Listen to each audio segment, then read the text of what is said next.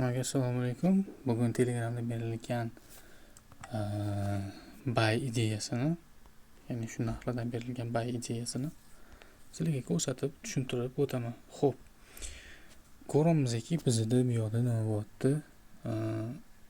Bu yoqda resistance, to'g'rimi? Bu yoqda support. Nima bo'ldi? O'zini ichki siklidagi narxi buzildi va bu yoqdagi ob'yomga narx test qildi. Va bu yoqda yangi ob'yom kirdi va narxi tepaga olib chiqib ketdi.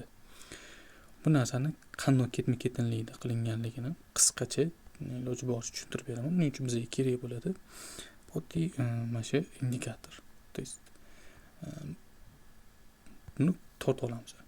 Ko'ryapsizlarki, bizda oxirgi nima balans zonamiz. Va balans zonamizni narx nima qildi? Narx tepaga buzdi. Narx tepaga buzgandan keyin manaki bu yoqqa o'tamiz edi. Manaki bu yoqdan buzdi. Endi qarab turaylik. Manaki aynan shu joydan narx bizga seriozli harakat qilib berdi. Hozir buni necha pips yurib berganini ko'rsataman sizlarga. 0.1 ga 140 pips, 140 dollarlik yurib bergan.